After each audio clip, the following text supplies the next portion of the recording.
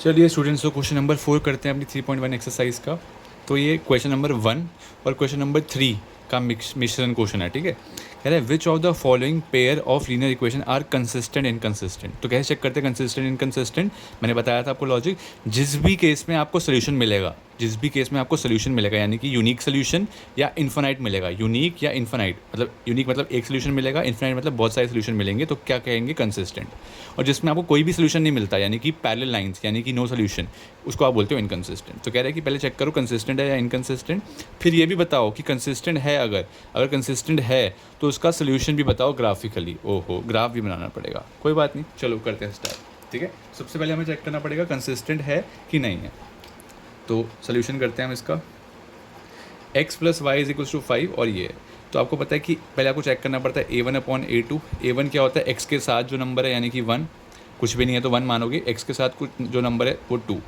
ऐसी b1/b2 check करो, कितना y के साथ कितना है 1 और y के साथ कितना है 2 और c1/c2। अब यहाँ पे गलती मत कर देना, ठीक है, यहाँ पे लगा लो पहली, ये उधर होना चाहिए, हमेशा ये उधर होना चाहिए, लेफ्ट साइड पे, राइट साइड पे कुछ नहीं होना चाहिए। तो ये प्लस का 5 हो तो जाके क्या होएगा? माइनस का 5, और ये प्लस का 10 हो तो जाके क्या होएगा? माइनस का 10। तो अगेन कितना आ गया? 1/2। ये तो सारे इक्वल आ गए भैया। a1/a2 is equals to b1/b2 c1/c2, तीनों इक्वल आ गए। यानी कि कौन सी वाली होती है ये? तीनों सेम आ गए, तीनों बराबर हैं, यानी कि लाइन एक के ऊपर एक है। तीनों बराबर है यानी कि लाइन सेम ही है ना। लाइन सेम है मतलब कि लाइन एक के ऊपर एक है, ठीक है। तो मतलब कि इसको क्या बोलते हैं? इनफाइनाइट मैनी सोल्यूशन, ठीक है। और इनफाइनाइट मैनी सोल्यूशन का मतलब क्या है? कि ये कंसिस्टेंट है। कंसिस्टेंट क्यों है? क्योंकि इसमें सोल्यूशन आ तो रहा है ना, चाहे इनफाइनाइट आ रहे हैं, मतलब बहुत सारे आ रहे हैं। क्या दिक्कत है आपको? बहुत सारे आ रहे हैं तो ठीक है, बट आपके पास सोल्यूशन आ रहे हैं, ठीक है। अब कह रहे हैं कि सोल्यूशन आ रहे हैं मतलब कंसिस्टेंट है, तो ग्राफिकली भी सॉल्व करो। और आपको पता है ग्राफ को कैसे सॉल्व करते हैं? कैसे बताया था? एक डब्बा बनाना होता है, ठीक है, डब्बा बनाना होता है। यहाँ लिखना होता है x, यहाँ लिखना होता है y। पहली इक्वेशन को देखो, x plus Y is equals to 5, ये इक्वेशन है। अब आपको क्या करना है? रैंडम वैल्यू x की डालनी है और y की निकालनी है। कोई भी रैंडम वैल्यू जो आपके मन में आए वो आप डाल के y निकाल सकते हो, ठीक है। तो अगर आप x की वैल्यू 4 डाल दो, मान लो 4, ठीक है, तो यहाँ 4 डालोगे तो ये 4 उधर जाएगा। तो 5 माइनस 4 कितना होता है? 1। तो ओरली करना सीखो, 1 आ जाएगा, ठीक है। ऐसे ही मान लो आपने यहाँ पे 2 डाल दी, चलो 3 डाल दो, 4 3 2 डाल देते हैं।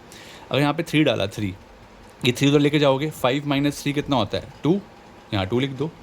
अब x की वैल्यू आप मान लो 2 डाल रहे हो, अगर यहाँ 2 डालोगे तो 2 उधर जाके कितना आएगा? 5 माइनस 2 मतलब 3। तो यानी कि 2 डालने पे क्या आ रही है? 3, ठीक है।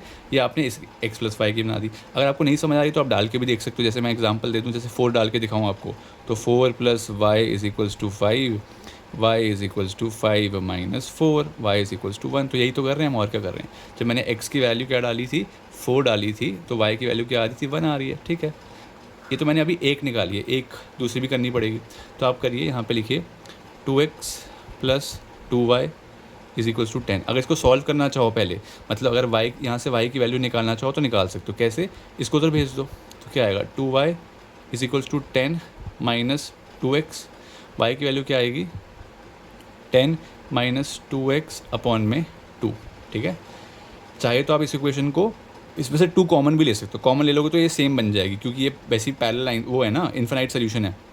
इन्फिनाइट सोल्यूशन में जो आपकी इक्वेशंस होती हैं वो सेम ही होती हैं। ये दोनों इक्वेशन सेम ही है, ध्यान से देखो कैसे सेम है। अगर आप इसमें से 2 कॉमन ले लोगे, 2 कॉमन लो इसमें से, ज़रा 2 कॉमन लोगे तो ऐसे नहीं दिखेगी ये x प्लस वाई प्लस 5। अगर 2 कॉमन ले लोगे तो यानी कि ये दोनों इक्वेशन सेम ही है, क्योंकि ये कौन सा सोल्यूशन है? इन्फिनाइट सोल्यूशन है। इन्फिनाइट सोल्यूशन का मतलब भी क्या होता है? कि लाइन एक के ऊपर एक है, और एक के ऊपर एक का मतलब क्या है? कि लाइन जो है सेम ही है, बस उसमें आपने कोई मल्टीप्लाई किया हुआ है कोई नंबर से उसको, बस इतना ही मतलब है, ठीक है। तो अब हम क्या करेंगे इसमें? आप वही सेम काम करो, x की वैल्यू डालो और y निकाल लो, ठीक है। x की वैल्यू सेम चार्ट यूज़ कर लो, सेम चार्ट यूज़ कर लो। अरे सेम ही चार्ट यूज़ कर लो ना, क्योंकि मैंने बताया तो ये इक्वेशन और ये इक्वेशन सेम ही है। कैसे पता? फिर रिपीट कर देता हूँ, क्योंकि इस इक्वेशन को ध्यान से देखो, इसको ध्यान से देखो। अगर आप इसमें से 2 कॉमन ले लोगे तो क्या बनेगा? x plus Y is equals to 5 ही तो बनेगा, सेम ही तो बात है। 2 कॉमन लिया, 2 कॉमन लिया और 2 कॉमन लिया, ठीक है। तो सेम ही इक्वेशन है बेसिकली। तो आप चाहे ये कॉपी पेस्ट कर लो, कोई फ़र्क नहीं पड़ता है। चाहे आप निकाल लो, कोई दिक्कत नहीं, निकालना चाहो तो, बट कोई निकालने की ज़रूरत ही नहीं, क्योंकि सेम ही पॉइंट्स आएंगे, ठीक है, क्योंकि इक्वेशन ही सेम है। अब इसका आपको ग्राफ ड्रॉ करना है, ठीक है। ग्राफ ड्रॉ करना मैंने आपको फर्स्ट क्वेश्चन में सिखाया था अच्छे से, तो अब मैं आपको दिखा देता हूँ कैसा ग्राफ बनेगा इसका, ताकि आप बना पाओ देख के, ठीक है। तो ग्राफ इसका ऐसे बनता है। तो ग्राफ आपने पहले इसको वाई एक्सिस को बनाया, एक्स एक्सिस को बनाया, और आपको मैंने बताया कि दोनों लाइंस के पॉइंट सेम हैं। तो पहले हमने प्लॉट किया 4,1। कैसे प्लॉट करते हैं 4,1? 0 से आप आते हो 4 तक और फिर 1 पे जाते हो, 4 के जाने के बाद आप 1 पे जाते हो, है ना। 4,1। 3,2 कैसे करोगे? 0.3 तक जाओगे एक्स पे और फिर वाई पे 2 तक जाओगे, ठीक है। और 2,3 कैसे जाओगे? 2 पे जाओगे पहले और फिर 3 जाओगे, और ये तीनों पॉइंट्स को आपने क्या कर दिया, मिला दिया। दूसरी लाइन भी इसके ऊपर बन रही है, देखो एक लाइन मैंने यहाँ से यहाँ तक बनाई है, एक लाइन मैंने यहाँ इस वाले पॉइंट से इस वाले एरो तक बनाई है, ठीक है। तो इस तरीके का ग्राफ बनेगा कोइंसिडेंट, यानी कि इनफाइनाइट सोल्यूशन है आपके पास। लाइन एक के ऊपर एक सुपर इम्पोज्ड है, एक के ऊपर एक है, ठीक है। ये पहली क्वेश्चन थी और ये दूसरी क्वेश्चन थी। तो ये आपका ग्राफ बन गया क्वेश्चन नंबर 4 के फर्स्ट पार्ट का, ठीक है। चलिए क्वेश्चन नंबर पार्ट सेकंड करते हैं इसका जल्दी से। पार्ट सेकंड देखेंगे अगर आप, तो पार्ट सेकंड में क्या है, फिर से आपको चेक करना पड़ेगा कि कंसिस्टेंट है या नहीं है। तो आप चेक करिए। तो A1/A2 की वैल्यू निकालेंगे तो कितना आएगा? 1/3 आ जाएगा। B1/B2 की वैल्यू निकालेंगे तो -1 और -3 आ जाएगा। और C1/C2 की वैल्यू निकालेंगे तो क्या आएगा? -8 और -16। कैसे? अरे बताया कितनी बार बच्चे, इसको तो भेजना पड़ेगा हमेशा, पहले लेफ्ट साइड पे भेजोगे तभी आप C की वैल्यू निकाल सकते हो। तो माइनस से माइनस कट जाएगा तो आंसर आ जाएगा 1/2। क्या ये इक्वल आ रहे हैं? क्या ये इक्वल हैं? नहीं है। Which means A1/A2 is equals to B1/B2 तो आया, बट C1/C2 के इक्वल नहीं आया, यानी कि ये कौन सा सोल्यूशन है? No solution. चलो जी, जान बची, नो सोल्यूशन आ गया, यानी कि इनकन्सिस्टेंट आ गया। और इनकन्सिस्टेंट आ गया तो ग्राफ नहीं बनाना, बहुत ही बढ़िया हो गया, ठीक है। ग्राफ बनाएंगे, ग्राफ बनाने का फ़ायदा ही क्या है, सोचो ना। जब सोल्यूशन ही नहीं है, कोई सोल्यूशन ही नहीं, तो ग्राफ क्या बनाएं, ठीक है। अब ऐसे ही थर्ड पे आ जाते हैं। थर्ड पे A1/A2 इज इक्वल्स टू 2/4, यानी कि 1/2। B1/B2 इज इक्वल्स टू 1/-2, यानी कि 1/-2 ही आएगा। अब देखो पहली बारी में ये दोनों अनइक्वल आ गए हैं, तो क्या आप C1/C2 निकालोगे? नहीं। क्यों? क्योंकि ऑलरेडी अनइक्वल आ गया, तो आगे बढ़ोगी क्यों? पहली रास्ता ख़राब हो गया तो आगे क्यों जाना, ठीक है। तो यही आपको पता चल जाता है, इससे पता चल जाता है कि ये कौन सी इक्वेशन है, यूनिक सोल्यूशन। यूनिक सोल्यूशन यानी कि इंटरसेक्टिंग लाइन, एक ही बात है, और कंसिस्टेंट है। कंसिस्टेंट क्यों है? क्योंकि सोल्यूशन आ रहा है, यूनिक सोल्यूशन आ रहा है, ठीक है। एक सोल्यूशन आ रहा है आपके पास। अब फिर से ग्राफ बनाओ जी, चलो बनाते हैं, क्या करें। 2x plus Y is equal -6 is equal to 0। आप चाहे तो डायरेक्टली दिमाग में कर सकते हो, या तो सॉल्व भी कर सकते हो। y की वैल्यू निकाल लो यहाँ से, अगर निकालना चाहो। y की वैल्यू कितनी आएगी? 6 को तो ले जाओ, प्लस का 6, 2x को तो ले जाओ, माइनस का 2x। तो अब आप आसानी से डाल पाओगे, x की वैल्यू डालो, y निकाल लो, x की वैल्यू डालो, y निकाल लो, ठीक है। आप ओरली भी कर सकते हो, और वैल्यू डाल के भी दिखा सकते हो, ठीक है। बट अगर कोशिश करो, अभी से कोशिश करोगे तब पेपर में जल्दी हो पाएगा, ठीक है। ओरल करने की कोशिश कर लो आप। थर्ड पार्ट कैसे? अगर आप 0 वैल्यू डालो, यहाँ पे 0 डाल दो मान लो, तो 2 × 0 कितना होता है? 0 ही होता है, तो खाली 6 बच जाएगा, तो यहाँ लिख दो 6।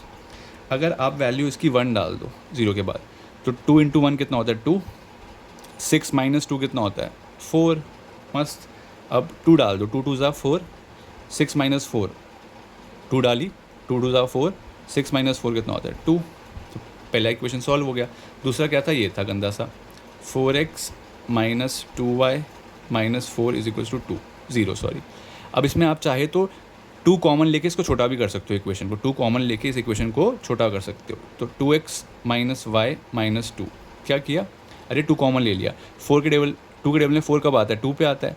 2 के टेबल में 2 कब आता है? 1 पे आता है। 2 के टेबल में 4 कब आता है? 2 पे आता है, तो 2 कॉमन ले लिया, ठीक है। और अगर आप 2 को उधर भेज दोगे 0 के पास, डिवाइड में जाएगा, 0 के पास जाएगा तो डिवाइड में जाएगा, और 0.2 कितना होता है? 0 ही होता है। 0.2 कितना होता है? 0 ही होता है, तो आंसर 0 आ जाएगा। अब इसको सॉल्व कर लो, y की वैल्यू निकालोगे तो कितनी आएगी? 2 - y is equals to, minus का 2 लेके जाओ, प्लस का 2, प्लस का 2x, माइनस का 2x बन जाएगा। अब यार ये नेगेटिव साइन यहाँ पे आ चुका है, यहाँ पे नेगेटिव साइन आया, तो आप क्या कर सकते हो? सबके साइन चेंज कर सकते हो, सबके साइन चेंज कर सकते हो। y इज इक्वल्स टू क्या आ जाएगा? -2 + 2x, ठीक है। साइन क्यों चेंज किया? क्योंकि यार यहाँ पे माइनस अच्छा नहीं लग रहा था ना। अगर आप चाहे तो इसमें से भी निकाल सकते हो, कोई दिक्कत नहीं है, आंसर गलत नहीं आएगा। बट हम प्रॉपर करने के लिए हम क्या कर रहे हैं? नेगेटिव साइन हटा रहे हैं, सारे साइन हमने चेंज कर दिए। आप ये कर सकते हो ऑपरेशन, सारे साइन अगर आप चेंज कर दो इक्वेशन में तो कोई फ़र्क नहीं पड़ता है। तो माइनस का प्लस किया, प्लस का माइनस किया, प्लस का माइनस किया, फिर से माइनस का प्लस किया, प्लस का माइनस कर दिया और माइनस का प्लस कर दिया। अब आप वही करो, एक्स की रैंडम वैल्यू डालो और वाई आप निकालते रहो, सेम नाटक, एक्स और वाई, ठीक है। तो अब अगर आप इसकी एक्स और वाई की वैल्यू निकालेंगे तो मान लीजिए आप 1 ही डाल रहे हैं। अगर आप यहाँ 1 डालोगे, 2 × 1 कितना होता है 2, -2 और +2 कितना होता है 0, ठीक है। अब फिर आप डालो, कोई भी डाल सकते हो, कोई दिक्कत नहीं है, मैं 2 डाल रहा हूँ। 2 2 सा कितना होता है 4, ये 4 हो गया, -2 और +4, -2 + 4 2 आ गया, ठीक है। और 2 3 सा कितना होता है 6, तो यहाँ पर लिख देता हूँ मैं आपके लिए, -2 + 6 आएगा ना, 3 डालोगे तो 6 आएगा, -2 + 6 कितना होता है 4, बस 3 वैल्यू।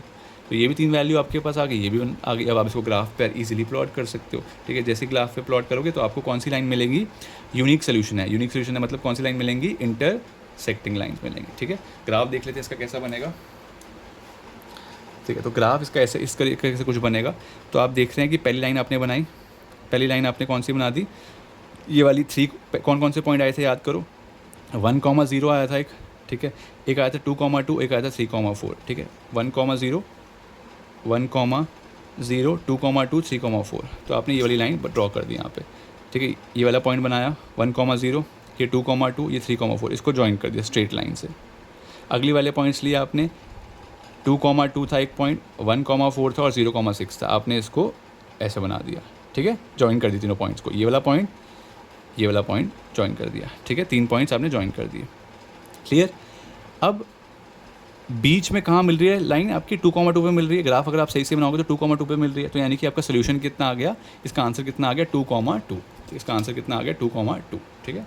तो आप इसका आंसर क्या आ जाएगा आपका फाइनली, एक सॉल्व करके ग्राफ पे, तो x की वैल्यू 2 आ रही है और y की वैल्यू भी 2 आ जाएगी, ठीक है। तो ये आपका थर्ड पार्ट कंप्लीट होता है, ग्राफ आप बनाएंगे, ठीक है। फोर्थ पार्ट देख लेते हैं जल्दी से। काश भगवान ग्राफ ना आए इसका, यही प्रे कर रहे हैं।